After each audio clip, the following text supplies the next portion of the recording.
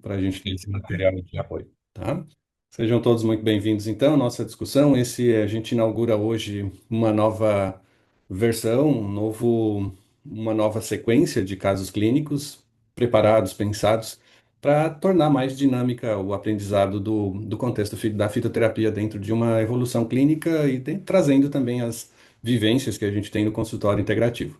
A ideia aqui é trazer, então, essas abordagens que a gente tem feito dentro do nosso consultório como uma experiência para que vocês possam vivenciar, então, ainda que não tenham seus próprios consultórios, mas vivenciar as experiências e os desfechos clínicos, sobretudo, né, dentro dessa visão que a gente sempre prega aqui na nossa formação, que inclui basicamente a avaliação da fisiopatologia integrativa no olhar da medicina integrativa, a avaliação do paciente dentro do contexto da hipótese tanto de exames laboratoriais quanto de informações clínicas, juntando tudo isso numa visão mais ampla, mais sistêmica do paciente. Na sequência, gerando protocolos integrativos que envolvem fitoterapia, suplementação vitamínica, oligoelementos, cofatores bioquímicos para melhorar a performance do organismo em relação ao processo identificado nesse paciente. E ao final, trazendo sempre os desfechos clínicos ou a possibilidade prognóstica do paciente em usando os protocolos. E é isso que a gente vai fazer hoje com o caso clínico de remissão de adenocarcinoma de ovário com metástase peritoneal. Esse foi um caso bastante emblemático, por isso eu o trouxe assim para a gente inaugurar essa nova sessão, né, de casos clínicos. Também está dentro de uma nova roupagem aqui, a gente está trazendo agora um pouco mais dinâmico e dentro de um contexto já de construção direcionada a essa visão da formação que a gente tem atribuído a vocês. Então, sempre essa visão traz os quatro pilares, né? O raciocínio clínico integrativo, o diagnóstico e a fisiopatologia do paciente, o protocolo terapêutico integrativo e o monitoramento e ou os desfechos clínicos já atribuídos ao paciente. O objetivo, então, da nossa discussão hoje, do caso clínico, é aplicar esse raciocínio efetivamente com as informações obtidas do paciente, identificar essas disfunções fisiopatológicas prioritárias para o tratamento, construir esses protocolos dentro de uma lógica integrativa, né, trazendo o contexto das plantas, dos suplementos, para que a gente tenha um restabelecimento funcional do próprio contexto fisiológico do paciente. Também vai ser importante para a gente ter essa ideia de biomarcadores na evolução clínica, como a gente pode monitorar o paciente, como a gente pode estabelecer mecanismos de monitoramento para garantir a eficácia do tratamento a longo prazo, não só um momento de tamponamento dos sintomas, de tratamento sintomático, mas sim de manutenção de uma integridade de saúde a longo prazo. E, obviamente, correlacionar esse terreno biológico com a remissão do tumor, o que aconteceu de fato ali dentro do ambiente biológico para que o paciente tenha essa saúde mais plena, essa longevidade mais saudável, a manutenção dos processos de reparo fisiológico que a gente atribui ao tratamento integrativo. Então, esses são alguns dos objetivos que a gente vai procurar traçar dentro de cada um dos olhares daqui para frente nos nossos casos clínicos, tá? Então, sejam todos bem-vindos. Vamos começar aqui a discussão. Recebemos novos colegas aqui. Temos, então, a Marta, nossa velha conhecida de sempre, o Rui, a Diana, a Kátia, a doutora Liliana. Sejam todos muito bem-vindos, bem-vindas. Bem-vinda, doutora Liliana Fernanda. De estar nessa. Vamos lá. Sempre um prazer recebê-las por aqui. Vamos então à discussão desse caso. O objetivo então é identificar essa paciente, né, uma paciente com a foto meramente ilustrativa aqui, só para a gente preservar a imagem da paciente. Ela nos autorizou a divulgação dos dados clínicos, mas não, claro, da sua imagem, né? Então, uma paciente com 57 anos, tem como profissão bancária, já tinha um histórico familiar de câncer e doenças cardiovasculares e Alzheimer. O histórico de câncer, em geral, traz já por si só um cuidado especial no olhar da paciente, na investigação mais profunda e, sobretudo, numa visão integrativa, e um olhar mais preditivo, para evitar que as condições epigenéticas externas sejam favoráveis ao desencadeamento desse perfil genético, ou dessa tendência natural à apresentação desses sintomas, né? Dos sintomas oncológicos. Então, essa é a condição clínica inicial da paciente. Ela teve uma retrospectiva histórica que, em termos do processo oncológico dela, desde descoberto em agosto de 2023. Nesse momento em que foi descoberto o adenocarcinoma de ovário, ela fez então todo o processo de esterectomia, entrou com um processo de quimioterapia, com carboplatina, com paclitaxel, com a imunoterapia, que é uma imunoterapia mais recente, que foi desenvolvida para esse perfil genotípico do adenocarcinoma de ovário. É, mas, mesmo com esse processo, ela desenvolveu uma metástase peritoneal, chegou a ter líquido acítico sendo produzido pelo próprio quadro inflamatório. Ainda nesse contexto dos exames de monitoramento, foi feito toda a avaliação do perfil dos marcadores tumorais para esse caso do câncer em especial, e realmente se diagnosticou não só pela imagem, pelos exames, né, de imagem, mas também pelo marcador químico, bioquímico funcional. O que a gente percebeu para esse paciente, e aí ela começou a usar a quimioterapia convencional, o tratamento convencional, com todos aqueles quimioterápicos mencionados, o paclitaxel e a carboplatina.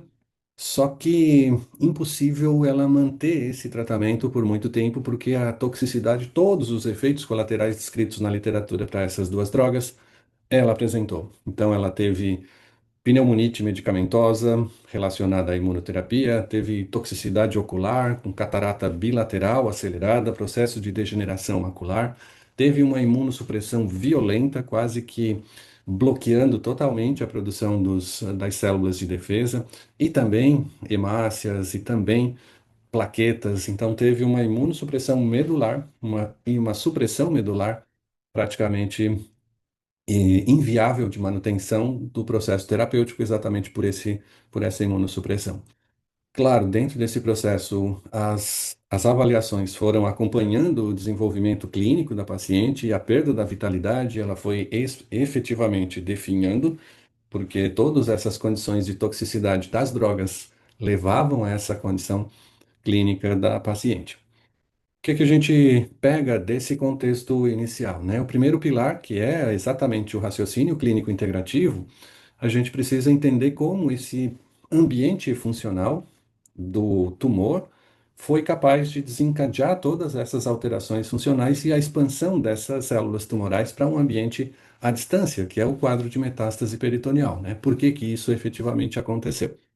Inicialmente, o que a gente fez toda a investigação inicial no quadro clínico dela e a gente avaliou um quadro inflamatório crônico no ambiente peritoneal como um todo, né? Ela tinha uma inflamação crônica já de base, de fundo. Todo esse quadro de inflamação crônica gerou uma produção aumentada de citocinas e fatores solúveis. Então, inflamação crônica gera, sobretudo, citocinas como mediadores inflamatórios. Essas citocinas têm uma capacidade em cronicamente sendo produzidas de produzirem interações imunomodulatórias célula a célula. Então, isso faz com que, num ambiente propício, genotipicamente mutado, pela própria característica de expressão gênica desse ambiente, esse adenocarcinoma, e fez com que nessa interação entre essas células houvesse o que a gente chama de modulagem do ambiente peritumoral. Essa modulação acaba mudando a matriz extracelular e remodela todo o ambiente tumoral. No contexto clínico da paciente, essa apresentação de uma inflamação crônica na região do ovário fez com que ela desencadeasse todo um ambiente ovariano capaz de desencadear esse perfil genético de adenocarcinoma. Nesse contexto, essa mudança da matriz extracelular significa que o ambiente no entorno das células que foram mutadas acabaram gerando uma potencialização da nutrição celular para esse contexto oncogênico. Ou seja, foi gerado um contexto de angiogênese, de neoangiogênese, para que o tumor pudesse ser alimentado mais efetivamente por todo o contexto de irrigação celular sanguínea. Então, as células tumorais, já em fase de expressão gênica, agora recebiam uma nutrição adicional, oxigênio, glicose e elementos nutritivos, e esse perfil transforma as células tumorais em células de extrema velocidade de multiplicação celular. Então, como elas multiplicam-se muito rapidamente, elas também necessitam de um contexto de absorção de nutrientes muito rápido. A absorção dos nutrientes, sobretudo o oxigênio e sobretudo glicose, faz com que ela gere No processo. no processo de reprodução celular, gere uma quantidade de radicais livres muito alta, o que leva, nesse ambiente peritumoral, ao estresse oxidativo. Então, a gente tem agora uma inflamação crônica de base, que fez uma mudança genotípica através da produção de citocinas, que mudou a característica de relação célula-célula com o sistema imune, fazendo uma remodelagem estrutural tecidual no ambiente peritumoral, incluindo a neoangiogênese, que levou mais nutrientes para esse ambiente celular tumoral de desenvolvimento rápido, de proliferação rápida. Isso fez com que, na proliferação rápida, houvesse uma demanda energética muito alta, um consumo de oxigênio muito elevado, gerando nesse processo um estresse oxidativo. E esse estresse oxidativo gera mais lesão. Mais lesão porque as células peritumorais, elas são oxidadas em suas membranas, gerando na membrana celular do ambiente peritumoral uma, lipoperóxidos pela oxidação dos lipídios da membrana e também oxidação das proteínas que compõem essa membrana bilipídica das células do entorno tumoral.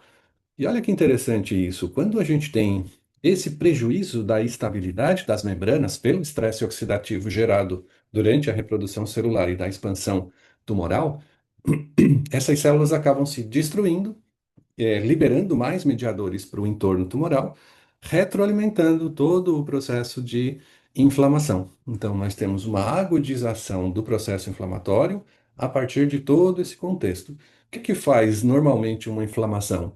Uma inflamação aguda, mudanças da característica de produção de mediadores inflamatórios, faz vasodilatação, aumento da permeabilidade vascular para recrutar mais células de defesa.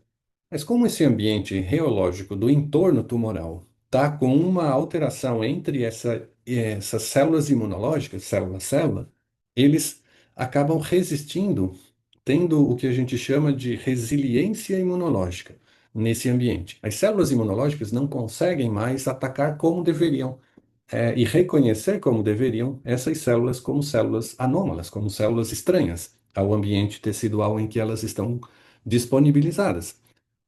Nesse caso também, esse quadro de inflamação agudizada exatamente pela destruição celular do entorno tumoral faz com que a gente tenha a possibilidade agora de que essas células tumorais ganhem acesso pela própria vasodilatação dos ambientes vasculares. Então, vasodilatação, aumento de permeabilidade vascular, tem um papel duplo de recrutar células de defesa para o ambiente tumoral, mas de absorver células do ambiente tumoral para dentro da corrente sanguínea.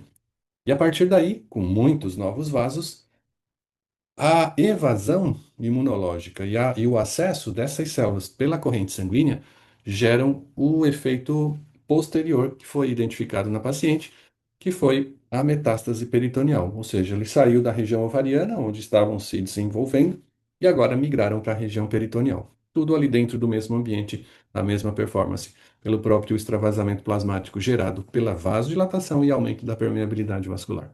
Então, dentro dessa fisiopatologia, o que a gente tem para a explicação do câncer como uma patologia são dez passos específicos que são gerados dentro desse ambiente oncológico, né? Esse processo tumoral, vamos chamar assim.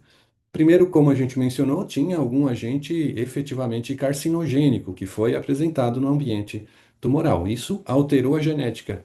Ou a predisposição genética favorável ao desenvolvimento oncológico foi ativada pela própria característica externa de apresentação dessas células a agentes que são chamados agentes oncogênicos, ou agentes mutagênicos, ou agentes protumorais. São ativadores desses proto-oncogenes que ficam normalmente silenciados no ambiente celular, mas que, sob determinadas condições oncológicas, epigenéticas favoráveis, são agora capazes de serem expressos. E é exatamente isso que acontece. Essa mutação gênica faz com que haja uma mudança na genotípica dessas células, e essa mudança genotípica, genética, muda também a característica, a forma, a conduta e a viabilidade dessas células tumorais. Elas mudam então a genética, o código genético, mas mudam também a característica funcional expressa, que é o fenótipo dessas células. Então, essa mutação gera mudança genotípica e fenotípica nessas células tumorais. Uma das mudanças fenotípicas é o aumento da taxa de crescimento celular, aumento do metabolismo, aumento da expressão de proteínas e proteínas como as metaloproteinases, fatores de crescimento tumoral, proteínas reguladoras da apoptose e proteínas que, olha que coisa, né? Essa célula tumoral, ela entra numa inteligência oncológica para se proteger e garantir a sua performance de proliferação, porque ela entra no estado de anti-apoptose.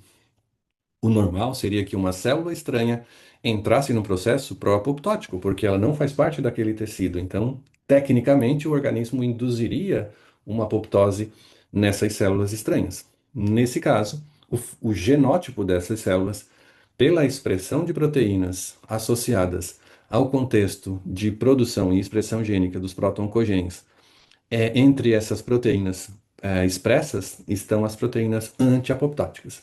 Então, ela perde a capacidade de ser destruída pelo próprio organismo, de autodestruição. Elas silenciam esse mecanismo de apoptose e garantem uma longevidade funcional. Essa longevidade está associada a um aumento na taxa metabólica, aumento na proliferação, aumento do consumo de energia e se imagina, obviamente, que pelo aumento da produção de energia se tenha também um volume de mitocôndrias muitíssimo mais elevado e funcionalmente muito mais poderosas do ambiente tumoral do que nas células normais. Como tem muita mitocôndria, consome muita glicose, consome muito oxigênio, gera muito radical livre, e tudo é muito dentro desse ambiente celular tumoral. Como tem aumento do consumo de energia, Como tem aumento do consumo de energia na célula, necessita mais glicose e oxigênio. Como tem altas formas de consumo energético mitocondrial, tem aumento da produção de radicais livres, produção e liberação de derivados do crescimento para o crescimento do endotélio Para, vascular, não tinha perguntado. que faz Eu? neovascularização. Faz ainda vasodilatação local, como a gente já mencionou, a alteração da matriz extracelular, e isso permite a difusão dessas células para tecidos à distância, gerando a metástase. Foi exatamente isso que aconteceu na paciente. Ela tinha então toda essa pré-condição favorável, foi exposta a um agente epigenético de desencadeamento tumoral, e aí desenvolveu todo o processo até a metástase peritoneal. E a gente sabe que esses agentes mutagênicos, eles podem estar em qualquer lugar, né? Desde agentes químicos até eventos ou agentes físico-químicos, radiação, radiação ionizante, radiação de raios-x, radiação eletromagnética, eventos biológicos como infecções de repetição, inflamações e infecções virais, bacterianas, fúngicas, tudo isso são fatores mutagênicos, eventos genéticos, e aí a gente pode ter mutações relacionadas.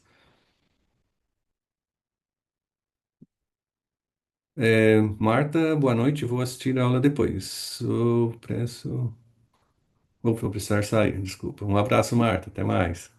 Então, toda essa contingência de mudanças do perfil genético, então, acúmulo de danos de DNA, estresse oxidativo, inflamação subclínica, mitocondriopatias, alterações na capacidade mitocondrial, acúmulo de proteínas danificadas ou senescência celular, tudo isso estimulam esses agentes oncogênicos ou mutagênicos a desencadearem o perfil, as mudanças genotípicas e depois as mudanças fenotípicas na paciente. A gente sabe também que todas essas condições inflamatórias, elas têm como eixo central a ativação do NF-κB, então sejam lesões físicas, químicas, biológicas, ou aquelas induzidas pelo crescimento tumoral, ativam o fator de transcrição nuclear NF-κB e que está envolvido em uma série de mudanças da expressão de proteínas. As principais proteínas relacionadas à expressão ativação do NF-κB incluem proteínas eminentemente pró-inflamatórias. Entre elas, a ciclooxigenase, inclusive a 2, em especial a 2, moléculas de adesão que regulam a capacidade de migração celular, enzimas pró-oxidativas, pró-oxidantes, que aumentam a produção de radicais livres, e, sobretudo, as citocinas em quadros mais crônicos de inflamação. Tudo isso leva à produção, então, de prostanoides pela ciclooxigenase 2, a moléculas de a migração leucocitária e a produção de quimiocinas a partir dessa migração e citocinas no recrutamento celular, enzimas pró-oxidativas que geram mais radicais livres, entre eles peroxinitrito, radicais de oxigênio reativo, como radical superóxido, radical hidroxil, peróxido de hidrogênio, e ainda a produção de citocinas que vão cronificar essas inflamações. Tá? A ideia também é que todo esse processo, ele, numa retroalimentação, seja mantido por uma agudização da própria inflamação pela destruição celular oxidativa gerada pela expressão de mais células tumorais. Então, essa destruição leva à agudização inflamatória, levando aí à produção de mais degradação de membrana, as membranas celulares liberando ácido araquidônico. Como a gente tem ativação do NF-κB, gera mais ciclooxigenase, gera mais lipooxigenase, toda a cadeia prostanoide acaba retroalimentando, fazendo vasodilatação, fazendo aumento de permeabilidade vascular, fazendo condições de extravasamento de proteínas vasculares e permitindo também eventos de metástase pela própria migração dessas células em proliferação para dentro dos vasos. Então, tudo isso está acontecendo ao mesmo tempo, retroalimentado pela agudização da inflamação crônica pela destruição celular oxidativa. Então, quem está de verdade envolvido no processo de modificação é a geração dos radicais livres. Concordam? Se a gente tem um aumento do estresse oxidativo pelas mitocôndrias da célula tumoral, quanto mais radicais livres, mais oxidação de membrana, mais destruição celular, mais liberação de prostanoides. Mais prostanoides significa vasodilatação, aumento da permeabilidade vascular. Mais vasodilatação significa mais nutrição para essas células tumorais. E o processo se retroalimenta a partir da produção inicial dos radicais livres. Então, cara, não faz sentido a gente não ter um protocolo terapêutico de pacientes que estão em quadro de desenvolvimento oncológico com uma dose maciça de antioxidantes. Isso tem que estar no protocolo clínico de tratamento de todos os pacientes. E foi engraçado que no último congresso a gente entrou nessa questão e um médico lá da audiência levantou o braço. Eu não concordo com isso, porque o objetivo é a gente gerar um estresse oxidativo no local dentro da célula tumoral. Legal, mas dentro da célula tumoral, porque se gera no ambiente pericelular, a gente incrementa o quadro inflamatório, aumenta a nutrição e gera uma modulação positiva sobre esse crescimento tumoral, né? Então, a gente tem, de fato, algumas estratégias antitumorais que têm essa característica pró-oxidativa. Nesse caso, quando se estabelece essa clínica terapêutica convencional com indutores de estresse oxidativo para a região tumoral, claro, nesse contexto há uma interferência direta no tratamento. Não foi o caso dos tratamentos que a gente fez com essa paciente. Mas, fundamentalmente, esses radicais livres são gerados a partir da necessidade energética aumentada, são produzidos com diferentes características funcionais e diferentes preferências oxidativas. Radical superóxido gera oxidação de proteína, radical peroxinitrito gera um contexto de consumo do oxigênio viável e gera mais radicais superóxido e peroxinitrito E também, radical hidroxil. Os radicais hidroxil têm uma afinidade maior por lipídios, gerando lipoperóxidos. E os radicais peroxinitrito têm afinidade por endotélio vascular e também por neurônios. Olha que interessante isso, né? Doenças neurodegenerativas, em geral, têm estresse oxidativo produzido pelo óxido nítrico liberado lá nos neurônios. Mas isso é um outro caso clínico que a gente vai trazer mais para frente. Esse caso clínico em especial, alterações vasculares são percebidas na paciente em função exatamente da produção de peroxinitrito. Quando a gente pega esse radical superóxido e liga ele com o óxido nítrico liberado no ambiente vascular, pelo endotélio vascular, como forma de controle da vaso ou produção da vasodilatação e acomodação pressória, a gente acaba gerando O2 menos mais óxido nítrico gera peróxido e esse peroxinitrito, ao invés de relaxar os vasos, ele destrói de maneira oxidante o endotélio vascular e gera as lesões inicializadoras tanto de placa de ateroma quanto de vasoconstrição local. Claro, porque o vaso perde a característica de endotélio que mantém a flexibilidade desse vaso, o relaxamento desse vaso, e passa a produzir uma molécula vasoconstritora diferente do óxido nítrico, que é vasodilatador. Acontece que tudo isso também acontece mantendo a estrutura de membranas mitocondriais alteradas, mutações de DNA ou oxidações lipídicas ou proteicas no paciente, né? A gente sabe hoje, fundamentalmente, que esse estímulo inflamatório, pró-inflamatório, como eu mostrei, depende basicamente da ativação do NF-κB, né? E como esse NF-κB é efetivamente ativado? Veja que a gente tem um mecanismo de membrana, de reconhecimento de membrana, reconhecimento de patógenos ou de danos celulares. A gente chama isso de pump, quando vem de um patógeno externo, ou de dump, quando há um dano celular associado. Então, esse receptor, fundamentalmente, também é muito importante na resposta inflamatória, que chama Toll-like receptors, são receptores do tipo Toll-like. Esses receptores Toll-like, eles reconhecem, por exemplo, LPS.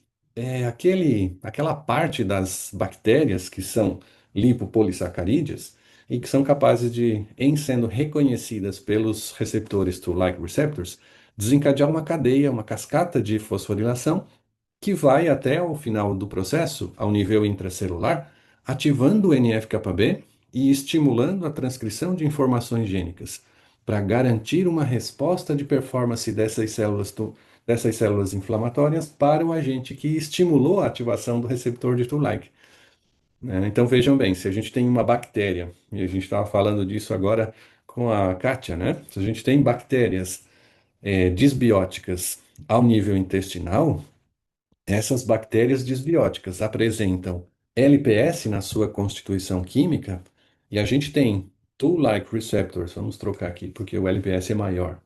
Então a gente tem LPS na membrana das células das bactérias, nas membranas das bactérias, e a gente tem Toll-like receptors expressos na superfície de macrófagos, na mucosa intestinal. Olha o que acontece, a gente tem o LPS sendo ativando então os receptores Toll-like, e no momento em que há essa estimulação, a gente desencadeia toda uma cascata fosforilativa. Cascata fosforilativa significa que o grupamento fosfato é transferido de proteína a proteína até que ele fosforila uma proteína interna chamada IκB, e esse IκB alfa é um inibidor do NF-κB. Constitutivamente, o NF-κB está inibido dentro dessas células. Quem faz essa inibição é exatamente essa molécula chamada IκB, que tem IkB beta e IkB alfa, né? A gente tem essa sobreposição. No momento em que acontece a fosforilação do IkB, libera essa molécula do NF-κB para que ele faça a translocação gênica para ativação dessa transcrição. Então ele faz a translocação gênica para a ativação por transcrição das proteínas envolvidas no processo inflamatório. Então, nós vamos ter expressão de citocinas pró-inflamatórias, enzimas pró-inflamatórias, moléculas de adesão, receptores e quimiocinas. Tudo isso vai ser ativado no momento em que há o reconhecimento desses Toll-like receptors. Mesma coisa acontece com dumps, com reconhecimento de danos celulares. O que está acontecendo lá naquele ambiente tumoral? Dano celular, efetivamente. Todo esse dano celular inclui as proteínas liberadas de dentro das células, inclusive o ATP, as proteínas de membrana celular, tudo isso vão sendo reconhecidos pelo Toll-like receptor, desencadeando uma ativação do NF-κB e o processo inflamatório se instala.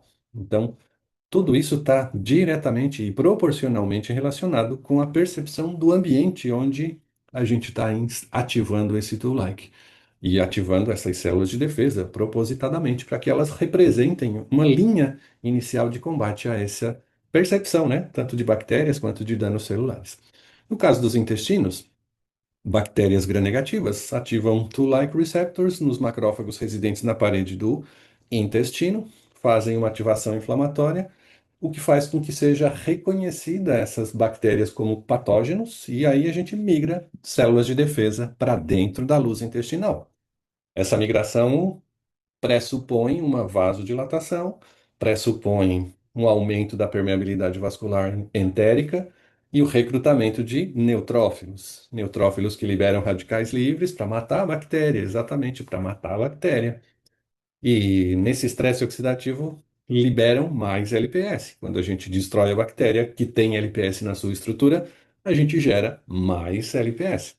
É o que a gente estava comentando, Kátia. Quando vai fazer a destruição das bactérias no cibo, a gente vai gerar uma overdose de lipopolissacarídeo, que se está no ambiente inflamado, certamente a gente vai ter um comprometimento ao nível sistêmico da presença desse lipopolissacarídeo em todas as nossas células, reconhecendo esse ambiente celular externo como partes bacterianas, que vai ter essa sensibilidade inflamatória do sistema imune contra elas.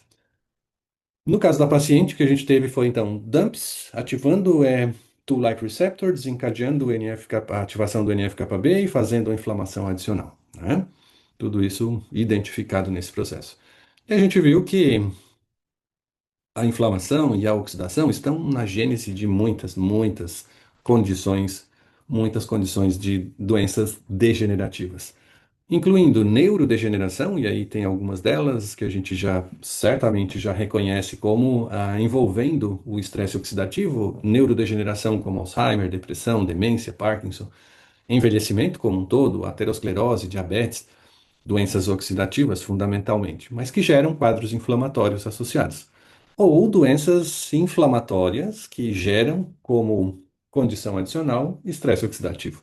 Então, isso retroalimenta todo um contexto. Então, previamente a paciente já tinha esse quadro crônico de inflamação e que desencadeou todo o perfil oncológico, oncogênico, e a partir dessa performance a gente teve todo esse contexto de expansão tumoral, né?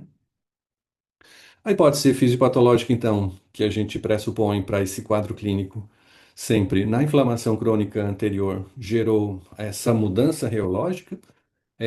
Na mudança reológica das células tumorais, a gente teve a produção de compostos supressivos da atividade da resposta imune. Teve essa disfunção das células T pela própria característica das citocinas que foram produzidas. E, fundamentalmente, é um prejuízo dessas células dendríticas locais em reconhecer essas alterações oncológicas como sendo um processo tumoral em curso, né? Então, não reconheceu exatamente pela produção que as células tumorais, nessa mudança oncológica, oncogênica, pela mudança genética desse perfil oncológico, produzia esses compostos supressivos, impedindo o reconhecimento dessas células. Isso fez com que a gente tivesse uma redução da atividade de natural killers. Essas células NK, esses linfócitos NK, eles são extremamente importantes no controle funcional dessa resposta de crescimento tumoral. Então, por isso, a gente tem um sucesso tão grande com a própolis, porque a própolis ativa a resposta a natural killers. Então, melhora o desempenho funcional de controle da vigilância imunológica para essas células. Nesse contexto, os radicais livres e a imunossupressão gerada por essas moléculas de silenciamento imunológico acabam fazendo a expansão total, né? Fundamentalmente, na inflamação crônica, interleucina 6, TNF-alfa, a ciclooxigenase e o NF-κB são os pontos chaves de intervenção. Por que que a gente pensa logo nesse contexto? Porque citocinas vão estar na fase crônica da inflamação. Ciclooxigenase do tipo 2 na retroalimentação vascular, pela vasodilatação produzida, a partir das prostaglandinas que são geradas no próprio elemento de destruição do ambiente peritumoral. E o NF-κB porque é a chave de transcrição de informações gênicas, tanto para as citocinas quanto para a ciclooxigenase tipo 2. Então, são alvos muito importantes para a gente controlar esse ambiente peritumoral. E o estresse oxidativo? Claro, claro que sim, porque a gente precisa ter esse olhar sobre o estresse oxidativo com a produção de radicais livres, danos mitocondriais e danos ao tecido peritumoral. Se a gente consegue um ambiente de sequestro de radicais livres ou de aumento da expressão de enzimas antioxidantes, a gente faz dois mecanismos. No primeiro, o sequestro do radical livre impede a destruição celular periférica. E se a gente tem estímulo da expressão de superóxido dismutase, catalase, glutationa peroxidase, a gente protege as mitocôndrias das células do entorno tumoral e essa proteção mitocondrial acaba reduzindo os danos teciduais. Se as células do entorno tumoral resistem à destruição, a gente consegue limitar esse crescimento tumoral. E aí ele não tem para onde expandir. Se ele não tem para onde expandir, ele não gera inflamação. Se ele não gera inflamação, ele diminui a nutrição. E isso, por si só, como a célula tumoral é uma célula que depende muitíssimo da própria nutrição celular, nesse contexto, a redução da chegada de nutrientes nesse ambiente faz com que o próprio tumor vá evoluindo. E foi exatamente isso que a gente conseguiu com essa paciente, por isso a gente está aqui conversando hoje.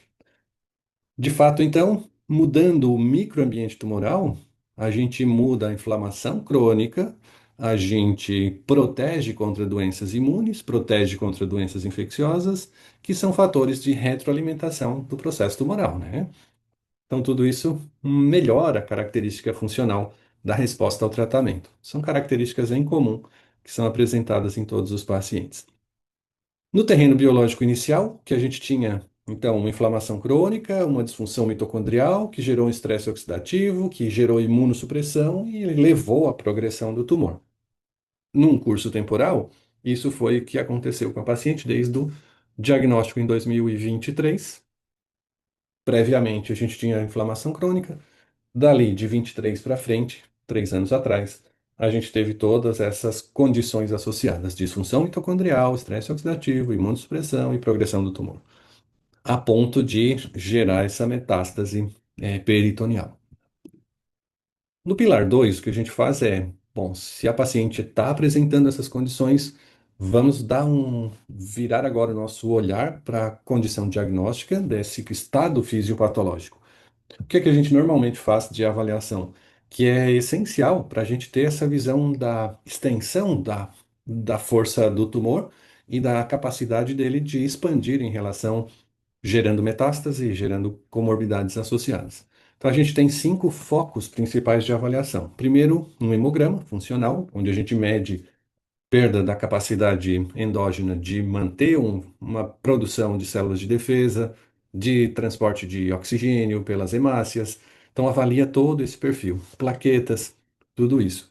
A gente precisa entender também como está o metabolismo energético do paciente, porque em grande parte o processo tumoral consome tanta energia do paciente que acaba restringindo a capacidade de manter condições fisiológicas adequadas para o próprio funcionamento.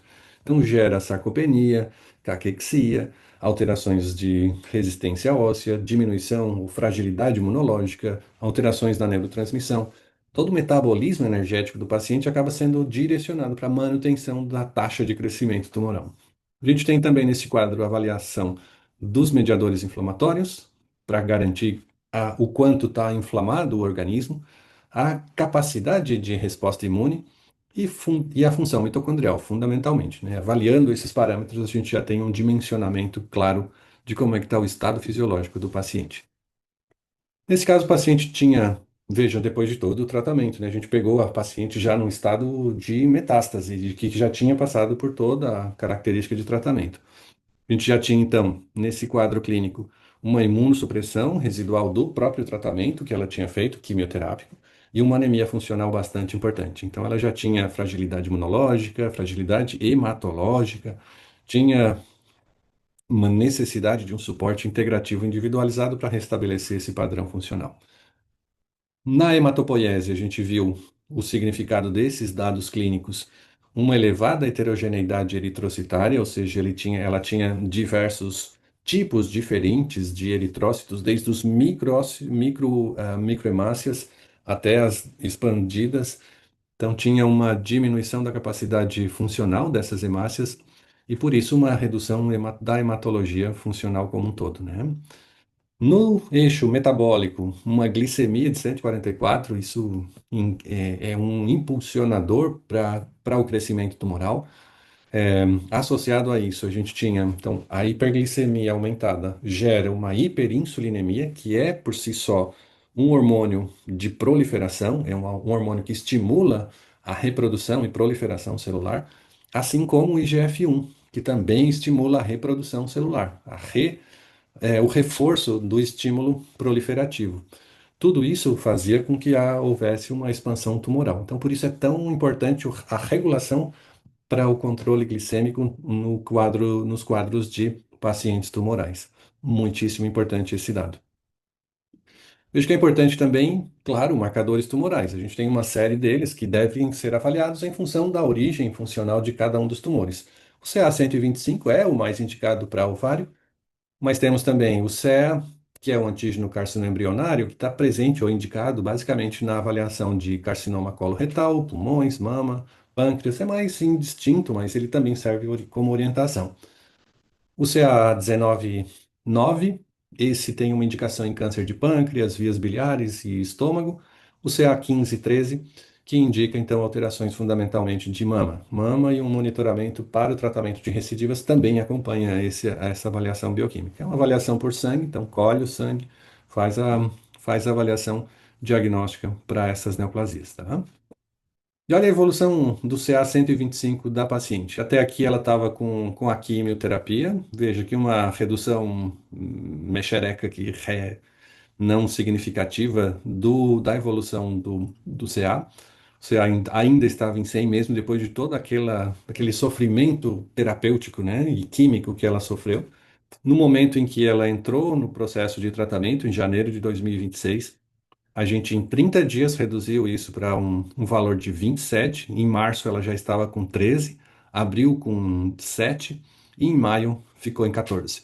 E ainda está nessa faixa, né? A gente teve uma redução, então, superior a 90% do CA125, que é um indicativo do crescimento tumoral, né?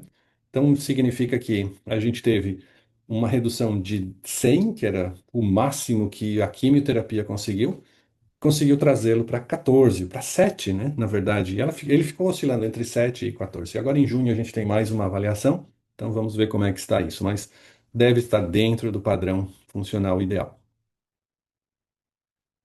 Então veja agora o que acontece com os protocolos para a gente chegar nesse objetivo, né? O eixo mitocondrial, o eixo de adaptação imunológica, o eixo anti-inflamatório, o citoprópolis como um mecanismo de apoio fantástico aqui, o controle metabólico e a recuperação da hematopoiese, para a gente garantir uma melhor performance de recuperação do próprio organismo, né, da resistência imunológica, da resistência de nutrição celular e oxigenação.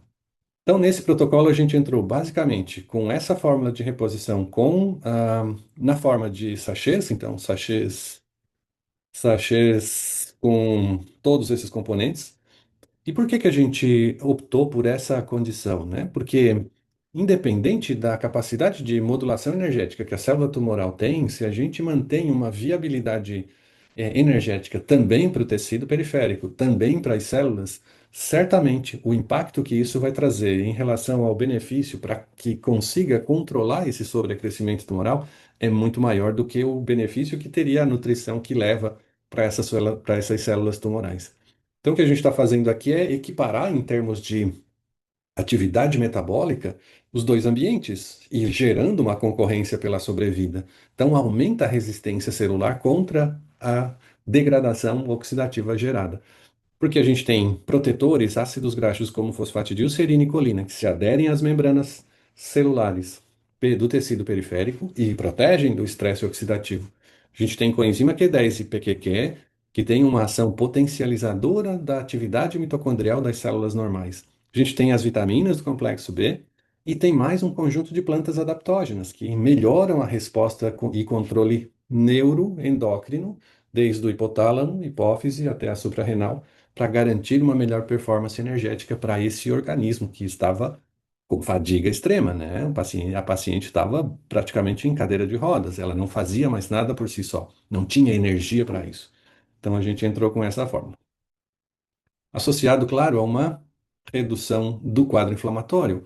Cureite, que é um extrato de cúrcuma longa lipofílico, lipossomado, então a absorção é muito maior.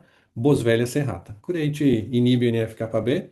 Boswellia serrata inibe a produção de leucotrienos e prostaglandinas. E o cíligo mariano, porque a gente precisava proteger esse fígado, já que a gente já tinha um quadro de metástase peritoneal em curso. Então, proteger o fígado era essencial, porque se a gente perde o fígado como apoio ali, certamente o resultado não seria bom. Associado a isso, reduzir a absorção de glicose e lipídios, controle na absorção intestinal, Camacrista nomame e faseolos vulgares, diminui a glicemia, diminui com isso a insulinemia, reduz IGF-1 e reduz o controle nutricional, funcional lá para as células tumorais. Então, a gente garante uma melhor performance da, da recuperação do organismo, ao mesmo tempo em que limita o sobrecrescimento induzido pela glicemia elevada nessas células tumorais, né? Então, é uma lógica que trabalha sobre o metabolismo basal celular do paciente. Protocolo do citoprópolis e ivermectina. Então, essa é uma associação que a gente tem usado com bastante eficiência. A gente tem aqui o citoprópolis, 2 cápsulas, nesse caso, 3 vezes ao dia, são 6 cápsulas diárias. Era um paciente que requeria doses mais altas, e só não eram de 4 cápsulas 3 vezes ao dia, com 12 cápsulas total, porque a gente associou com a ivermectina. E a gente percebeu que na clínica, 2 cápsulas 3 vezes ao dia, associado com a ivermectina, a gente tem uma potencialização dos efeitos, uma sinergia entre esses dois componentes que nos permite essa abordagem de doses mais baixas em relação às doses que a gente já usava anteriormente desse protocolo. Então, citoprópolis, 2 cápsulas 3 vezes ao dia, associado com ciclos de ivermectina. Ciclos de ivermectina significa uma cápsula de 6 miligramas durante 7 dias, com um descanso de 10 dias, retrocedendo a um novo ciclo de mais 7 dias, passando com 10 dias de intervalo e mais 7 dias. Então foram 21 ciclos de 21 cápsulas. Nesse contexto, a associação é importante porque a gente mantém uma ação sinérgica da ivermectina, potencializando inclusive as ações antitumorais da própolis. E é exatamente esse contexto que a gente garantiu uma melhor performance da paciente. Óbvio, depois disso, a gente, desde janeiro do ano passado, desse ano, né, a gente está investigando e acompanhando o quadro clínico da paciente. É uma paciente que mora fora do Brasil, então a gente tem esse acesso mensal aos marcadores tumorais, toda a rede hematológica, todos os resultados. Mensalmente a gente acompanha e, e vai também acompanhando o desempenho de comorbidades que possam estar aparecendo, ou protegendo a imunidade de infecções de repetição, quaisquer outras condições que possam piorar a resposta fisiológica da paciente. Resultado integrativo que mudou na paciente, né? Uma redução inflamatória gigante, então ela tinha já quadros de ascite, quadros de produção de líquido peritoneal, reduziu tudo. A última remoção ela fez lá do ano passado, final do ano passado, depois que a gente iniciou o protocolo. E um protocolo relativamente simples, como vocês viram, né? Mas direcionado aos pontos chaves do crescimento tumoral. Então, uma redução inflamatória importante, uma recuperação mitocondrial, um controle metabólico. Hoje, os níveis de glicemia dela estão em 82. 82 foi o último exame que ela me mandou. A gente ainda quer reduzir um pouco mais, para deixar na faixa de 70, mas já é o suficiente para garantir uma melhor performance metabólica, né? Uma melhora na hematopoiese, então a gente já está recuperando a função medular na produção de células de defesa e também de hemácias. Uma recuperação funcional como um todo, hoje ela voltou a trabalhar, está exercendo a sua função de casa, em home, mas está exercendo a sua função normal. E sobretudo, o que ela ficou mais impactada foi a normalização sustentada do CA 125, né? E aí ela foi na revisão, ela continua com a revisão médica lá no exterior. E aí a pergunta era: o que é que tu fez? Porque tu estavas no estado terminal, a gente já tinha. E ela, muito delicada, não disse não. Eu só rezei e não quis abrir, obviamente, porque eles não entenderiam no contexto, especialmente no exterior, né? Que não tem ainda uma abordagem integrativa como essa que a gente fez. Então ela está super feliz. Vou mantê-los informados sobre a performance dela. O que a gente tira de lição dessa prática clínica é que o câncer não é apenas um tumor, obviamente, né? Isso a gente já tem essa visão integrativa há muito tempo, mas que precisa ser levada para a sociedade médica, para o ambiente clínico, né? Que, na verdade, o tumor é uma manifestação de um terreno biológico alterado. Então, a intervenção integrativa, obviamente, busca modular essa fisiologia, reduzir toxicidade, melhorar a resposta ao tratamento e favorecer a manutenção da remissão desse contexto clínico associado à progressão da doença, né? Essa é a grande lição que a gente traz desse caso clínico.